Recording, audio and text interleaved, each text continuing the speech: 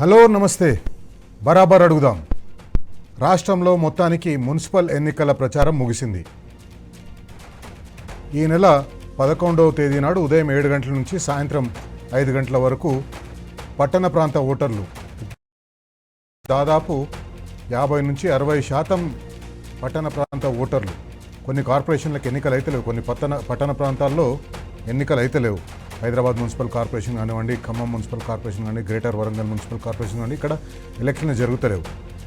మొత్తం మీద 116 మున్సిపాలిటీలు, 7 మున్సిపల్ కార్పొరేషన్లో ఈ నెల 11వ తేదీ నాడు ఓటింగ్ జరుగుతుంది. గత వారం రోజులుగా తెలంగాణలో కాంగ్రెస్, బీఆర్ఎస్, బీజేపీ ఈ 3 పార్టీలు కూడా ప్రచారంలో తీవ్రంగా పాల్గొన్నాయి.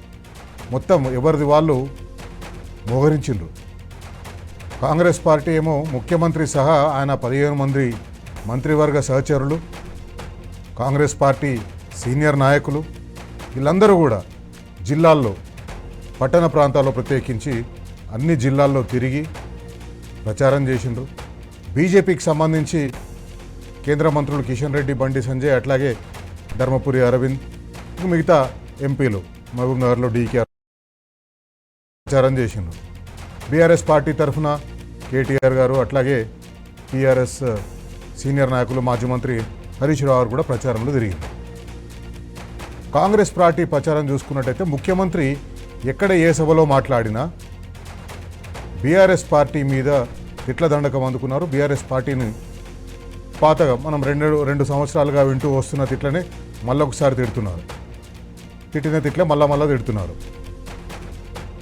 బీఆర్ఎస్ పార్టీని ఇతర మంత్రులు కూడా, పొంగులేటి శ్రీనివాసరెడ్డి కానివ్వండి, లేకపోతే ఖమ్మంలో ప్రచారం చేస్తున్న తుమ్మల నాగేశ్వరరావు, ఇతర జిల్లాల్లో ప్రచారం చేస్తున్న మంత్రులు ప్రతి ఒక్కరూ కూడా బీఆర్ఎస్ పార్టీని టార్గెట్ చేసే ఈ ప్రచారం చేసింది. బీజేపీ కేంద్రంలో అధికారంలో ఉన్న పార్టీ మాటికి మేమే నిధులన్నీ ఇస్తున్నాం, మా నిధులతోనే అభివృద్ధి జరుగుతుంది, మేం లేకపోతే ఈ అభివృద్ధి జరగదు అని ప్రచారం చేసింది.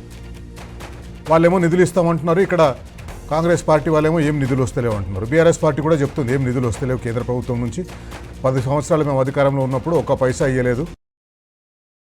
కేటీఆర్ గారు ప్రతి సభలను విమర్శించారు. ఇప్పుడు కాంగ్రెస్ పార్టీ కూడా అదే మాట అంటుంది. వాళ్ళు నిధులు ఇస్తలేరు, వీళ్ళేమో ఖర్చు పెడతలేరు. రాష్ట్ర ప్రభుత్వం దగ్గర పైసలు లేవని ముఖ్యమంత్రి చెప్పిండు. కేంద్ర ప్రభుత్వం నిధులు లేకపోతే రాష్ట్ర ప్రభుత్వం అన్నా ఖర్చు పెట్టాలా, రాష్ట్ర ప్రభుత్వం అన్నా ఆ పైసలు అక్కడ పెట్టి ఖర్చు చేయాలి, కానీ ఎవరు కూడా ఖర్చు చేస్తున్నట్టు కనిపిస్తలేదు. అట్లాగే బీఆర్ఎస్ పార్టీ ఏం ప్రచారం చేసింది? బీఆర్ఎస్ పార్టీ ప్రతి మున్సిపాలిటీలో వెళ్ళి బీఆర్ఎస్ పార్టీ వర్కింగ్ ప్రెసిడెంట్ కానివ్వండి, హరీష్ రావు కానివ్వండి, అట్లాగే ఇతర నాయకులు మున్సిపాలిటీల్లో ప్రచారం చేస్తున్నారు. ఒకటే చెప్పిండ్రు, మీరు ఏం చూడకండి, మేము 10 సంవత్సరాల్లో చేసిన పనులు ఏమున్నాయో మీ కళ్ళ ముందు కనిపిస్తున్నాయి. 2 సంవత్సరాలైంది కాంగ్రెస్ పార్టీ అధికారంలోకి వచ్చి. ఈ 2 సంవత్సరాల్లో కాంగ్రెస్ పార్టీ ఏం చేసింది అది మీ కళ్ళ ముందలా కనిపిస్తుంది. వీటన్నింటినీ చూసుకొని మీరు ఓట్లు వేయండి. ఇంకా 3 సంవత్సరాలు కాంగ్రెస్ పార్టీ అధికారంలో ఉంటుంది. 2 సంవత్సరాలు ఈ పనులు చేయని వాళ్ళు 3 సంవత్సరాల్లో ఏం చేస్తారు?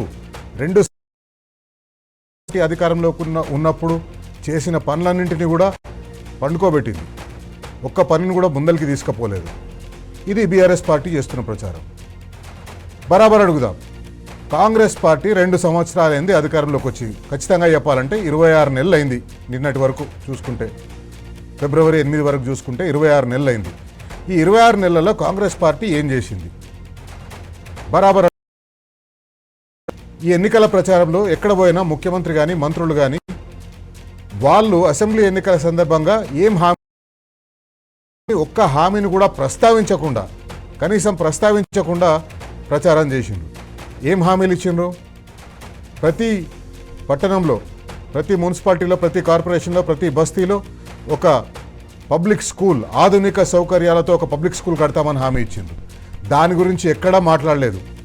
దాని గురించి కాంగ్రెస్ పార్టీ నుంచి పోటీ చేస్తున్న అభ్యర్థులు కానివ్వండి, కాంగ్రెస్ పార్టీ మున్సిపాలిటీ లెవెల్ నాయకులు కానివ్వండి, కాంగ్రెస్ పార్టీ మంత్రులు కానివ్వండి, కాంగ్రెస్ పార్టీ ముఖ్యమంత్రి కానివ్వండి, ఎవరు కూడా మాట్లాడట్లేదు. 25,000 లీటర్ల నీళ్లు, మంచినీళ్ళు తాగడానికి ఉచితంగా ఇస్తామని చెప్పారు అన్ని మున్సిపాలిటీల్లో, అన్ని కార్పొరేషన్లో. దాని గురించి కూడా ఎక్కడ ఎవరు మాట్లాడలేదు. మేము ఇచ్చినామా, ఇయ్యలేదా, ఇస్తున్నామా, ఎప్పుడు ఇస్తాం, ఇవన్నీ ఎక్కడ కూడా మాట్లాడలేదు. ఆస్తి పన్ను తెల్ల రేషన్ కార్డు ఉన్న వాళ్లకు పట్టణాల్లో ఆస్తి పన్ను తగ్గిస్తామని చెప్పేసి అన్నారు. ఇవ్వలేదు, తగ్గించలేదు. అట్లాగే బీజేపీని కూడా అడుగుదాం, బరాబర్ అడుగుదాం. ఏమడుగుదాం? మీరు కేంద్రం నుంచి నిధులు తీసుకొస్తామంటున్నారు, ఆ నిధులేమో ఇక్కడ రాలేదంటున్నాడు. మరి మధ్యలో నిధులు ఎక్కడ పోయినాయి? ఎందుకు కేంద్ర ప్రభుత్వం రేవంత్ రెడ్డిని ప్రశ్నిస్తలేదు? ఎందుకు రేవంత్ రెడ్డిని క్వశ్చన్ చేస్తలేదు? ఎందుకు కేంద్ర ప్రభుత్వం రేవంత్ రెడ్డిని అడుగుతలేదు? ఎక్కడ పోయినాయి మేము ఇచ్చిన నిధులు? ఏడ మీరు ఖర్చు పెట్టినరు? ఎందుకు ఖర్చు పెట్టలేదు? మీరు నిధులు రాలేవంటున్నారు, వచ్చినాయని చెప్పేసి అని మేమంటున్నాము. ఎక్కడ పోయినాయి నిధులు? బీజేపీ కాంగ్రెస్ దొందే మున్సిపల్ ఓటర్లని ప్రలోభ పెడుతున్న కోసం, మున్సిపల్ ఓటర్లని పక్కదారి పట్టించడం కోసం చేస్తున్న ప్రయత్నం. ఇద్దరు వాళ్ళు కొట్లాడుకుంటున్నారు. రెండు దున్నలు కొట్లాడితే లేగల కాళ్ళు ఇరిగినాయి అన్నట్టు ఇక్కడ తెలంగాణ ప్రజలు మాత్రం 2 సంవత్సరాల నుంచి పట్టణ ప్రాంతాల్లో పారిశుద్ధ్యం పడికేసింది, పరిపాలన పడికేసింది. ఎక్కడ కూడా తెలంగాణలో అభివృద్ధి కనిపిస్తలేదు. పట్టణ ప్రాంతాల్లో ప్రత్యేకించి అభివృద్ధి అసలు కనిపిస్తలేదు. బరాబర్ అడుగుదాం.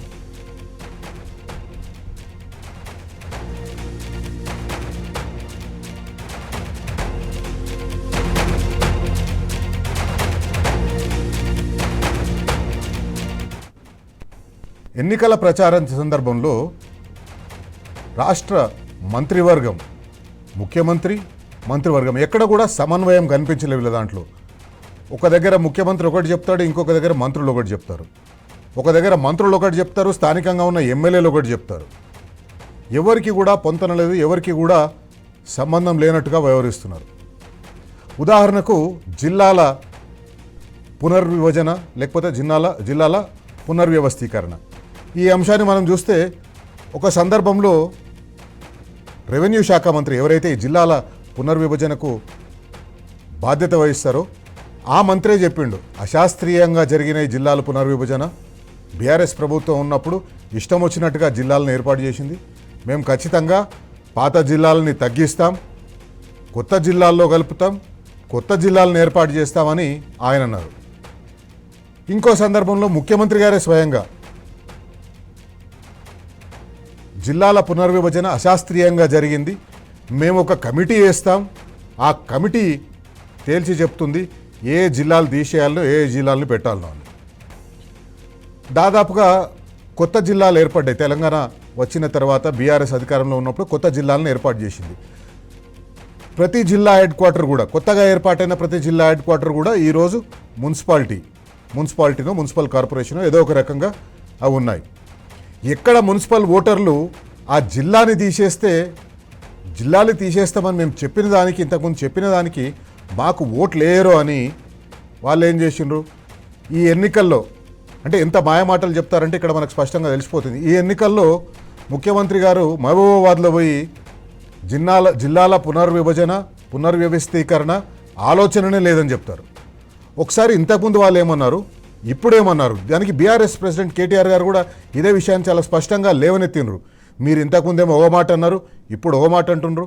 ఒకసారి ఇప్పుడు మీకు వ్యతిరేకత వస్తుంది, మున్సిపల్ ఎన్నికల్లో వ్యతిరేకత వస్తుంది కాబట్టి మభ్యపెడుతున్నారు, అబద్ధపు మాటలు మాట్లాడుతున్నారు అని చెప్పి ఒకసారి అది చూద్దాం.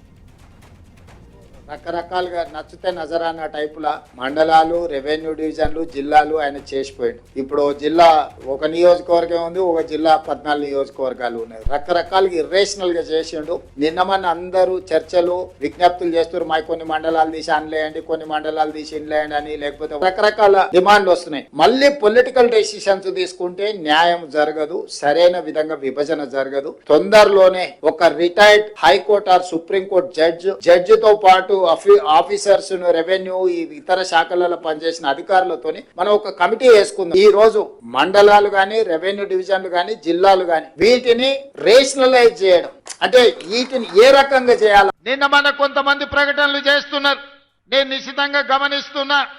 మేం భూపాలపల్లి జిల్లా ఇస్తే కాంగ్రెస్ పార్టీ జిల్లాను రద్దు చేస్తుందని ఒక తప్పుడు విషపు ప్రచారం చేస్తున్నారు. ఈ వేదిక మీద నుంచి మీడియా మిత్రులకు, 4 కోట్ల తెలంగాణ ప్రజలకు నేను స్పష్టంగా చెప్పదలుచుకున్నా, ఏ జిల్లాలను తొలగించడం గాని, కొత్త జిల్లాలను ఇచ్చే ఆలోచన గాని ప్రభుత్వ పరిధిలో పరిశీలనలు లేదు. భూపాలపల్లి జిల్లా ఎక్కడికి పోదు, జిల్లా కొనసాగుతుంది. ఇలా నేను వచ్చి చెప్తున్నాడు రేవంత్ రెడ్డి, భూపాలపల్లి జిల్లా నట తీసేయడట. అది నువ్వు పెట్టిన అవరా తీసేస్తాం. జయశంకర్ సార్ పేరు మీద పెట్టింది ఎవరు? భూపాలపల్లి జిల్లా చేసింది ఎవరు?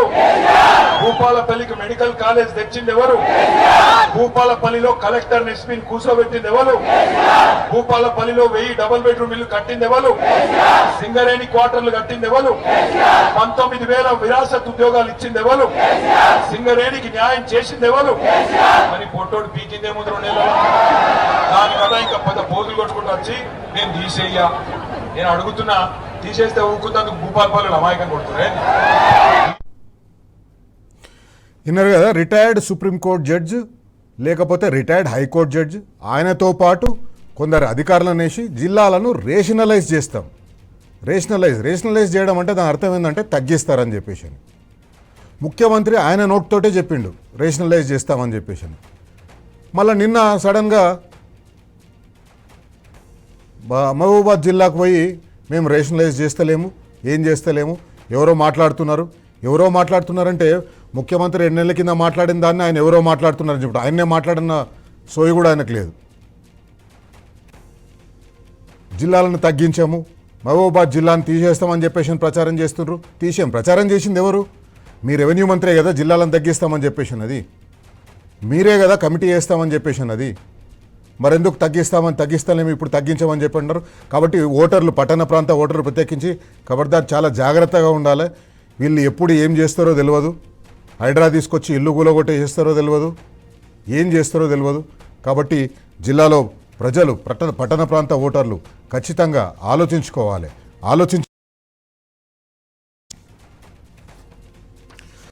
రైట్, రేపు జిల్లా పట్టణ ప్రాంతాల్లో పోలింగ్ స్టేషన్లకు పోలింగ్ సిబ్బంది అంతా బయలుదేరిపోతారు అక్కడికి. రేపు ఓటర్ స్లిప్ల పంపిణీ కూడా ఎలక్షన్ కమిషన్కు సంబంధించిన వాళ్ళే చేస్తారు, స్టేట్ ఎలక్షన్ కమిషన్కు సంబంధించిన వాళ్ళే చేస్తారు. మొత్తం 116 మున్సిపాలిటీలకు ఎన్నికలు జరుగుతున్నాయి, 7 కార్పొరేషన్లు.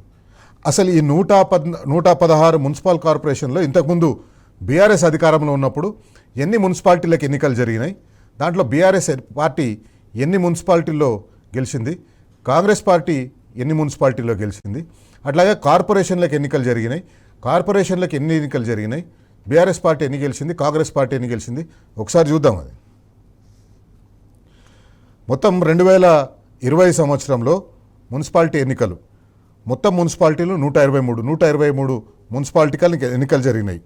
ఇప్పుడు 116 మున్సిపాలిటీలకి జరుగుతున్నాయి. 6 మున్సిపాలిటీలకు జరుగుతలేదు, ఎందుకంటే కొన్ని గ్రేటర్ హైదరాబాద్ మున్సిపల్ కార్పొరేషన్లో కలిపినరు, లేకపోతే కొన్ని ఇతరత్ర మున్సిపల్ కార్పొరేషన్లో కలిపినరు. 116 మున్సిపల్ కార్పొరేషన్లకి ఇప్పుడు మున్సిపాలిటీలు ఉండే 120 మున్సిపాలిటీల్లో బీఆర్ఎస్ పార్టీ 112 మున్సిపాలిటీల్లో గెలిచింది. 112 అక్షరాల్లో 112 మున్సిపాలిటీలో బీఆర్ఎస్ పార్టీ గెలిచింది. అట్లాగే కాంగ్రెస్ పార్టీ గెలిచింది. కాంగ్రెస్ పార్టీ ప్రధాన ప్రతిపక్ష పార్టీగా ఉన్న పార్టీ కేవలం 4 మున్సిపాలిటీలనే కైవసం చేసుకుంది. దాంట్లో ఒక మున్సిపాలిటీ అయితే బీజేపీతో కలిసి వాళ్ళు మున్సిపల్ చైర్మన్ అయినారు. చూడండి, ఎక్కడైతే కాంగ్రెస్ పార్టీ బీజేపీ ఢిల్లీ లెవెల్లో కొట్టుకుంటారో ఆ ఇద్దరు తెలంగాణలో వచ్చేసరికి ఒక మున్సిపాలిటీలో ఇద్దరు కలిసి ఒకరు చైర్మన్, ఇంకొకరు వైస్ చైర్మన్ ఇట్లా ఏర్పాటు చేసింది. అట్లాగే బీజేపీ కూడా 3 మున్సిపాలిటీల్లో మాత్రమే గెలిచింది. బీజేపీకి అప్పుడు 5 మంది ఎంపీలు ఉన్నారు. 5 మంది ఎంపీలు ఉన్నా కూడా కేవలం 3 మున్సిపాలిటీల్లో వాళ్ళు గెలిచిన. అట్లాగే ఎంఐఎం ఒక 2 మున్సిపాలిటీల్లో అధికారంలోకి వచ్చింది. 2 మున్సిపాలిటీల్లో వాళ్ళ మున్సిపల్ చైర్పర్సన్లు ఉన్నారు. ఇది ఇంతకు ముందున్న పరిస్థితి. వాస్తవానికి చూస్తే కాంగ్రెస్ పార్టీ అధికారంలో ఉంది, అధికారంలో ఉన్న పార్టీకి అడ్వాంటేజ్ ఉంటుంది. కొందరు చెప్పొచ్చు, ఈ లెక్కలు చూసిన తర్వాత కొందరు చెప్పొచ్చు అధికారంలో ఉంది కాబట్టే బీఆర్ఎస్ పార్టీ అన్ని సీట్లు గెలిచిందని. దాని గురించి ఈరోజు మనం చర్చిద్దాం, దాని గురించి మనం బరాబర్ అడుగుదాం. ఒకవేళ అప్పుడు బీఆర్ఎస్ పార్టీ అధికారంలో కాంగ్రెస్ పార్టీ ఇప్పుడు మీరు అధికారంలో ఉన్నారు కదా, అన్ని సీట్లే మీరు గెలవగలుగుతారా? బరాబర్ అడుగుదాం.